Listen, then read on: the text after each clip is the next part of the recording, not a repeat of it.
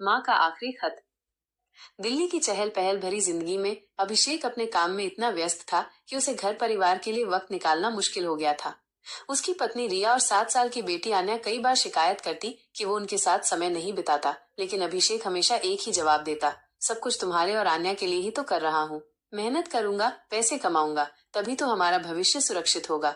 अभिषेक का यही तर्क सुनकर रिया चुप हो जाती, पर अंदर ही अंदर उसे लगता कि घर की असली जरूरत पैसों से ज्यादा एक दूसरे का साथ है। इसी बीच गांव में अभिषेक की मां की तबीयत अचानक बिगड़ गई। डॉक्टर ने कहा कि उनकी उम्र ज्यादा हो चुकी है और उन्हें सिर्फ प्यार और देखभाल की जरूरत है। रिया ने अभिषेक से कई बार कहा, चलो माँ से मिलने चलते हैं, पता नहीं कितना समय और हमारे पास है, लेकिन अभिषेक का जवाब हमेशा यही होता, रिया अभी बहुत प्रोजेक्ट्स चल रहे हैं, क्लाइंट्स को छोड़कर नहीं जा सकता, बाद में चलेंगे। दिन बीतते गए और अभिषेक अपने काम में डूबा रहा। एक रात उसे गांव से फोन आया, उसकी माँ दुनिया छोड़ चुकी थी। ये खबर सुनकर अभिषेक के पैरों तले जमीन खिसक गई।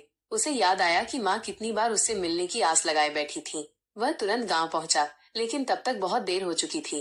माँ के आंगन में अब सिर्फ सन्नाटा था। अंतिम संस्कार के बाद अभिषेक को माँ की चीजें समेटने के लिए उनके कमरे में जाना पड़ा। अलमारी खोलते ही उसे माँ की पुरानी डायरी और एक लिफाफा मिला, जिस पर लिखा था, मेरे बेटे अभिषेक के लिए। कांपते हाथों से उसने लिफाफा खोला। उसमें माँ का लिखा एक खत था, प्यारे बेटे, मुझे तुम पर हमेशा गर्व रहा है कि तुम मेहनती और जिम्मेदार हो, लेकिन एक माँ के दिल की तड़प तुम शायद समझ नहीं पाए। बेटा, घर की खुशियाँ सिर्फ पैसों से पूरी नहीं होती। जब तुम काम में लगे रहते हो, तब मैं तुम्हारे आने का इंतजार करती रहती हूँ। तुम्हारे बचपन की हंसी, तुम्हारे साथ बिताए पल ही मेरी सबसे बड़ी पूंजी थे। काश तुम मुझे थोड़ा वक्त दे पाते, शायद मेरे दिन थोड़े और आसान हो जाते।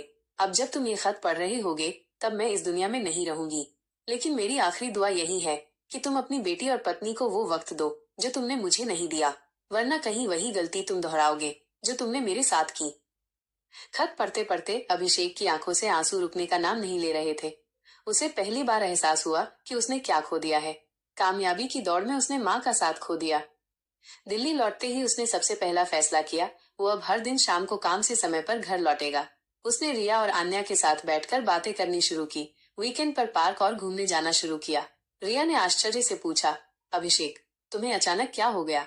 अभिषेक ने आंसुओं से भरी आंखों के साथ कहा, माँ का आखिरी खत। उन्होंने सिखा दिया कि जिंदगी सिर्फ पैसों से नहीं, प्यार और साथ से पूरी होती है। उस दिन के बाद से अभिषेक की जिंदगी बदल गई। उसने समझ लिया कि परिवार ही असली दौलत है।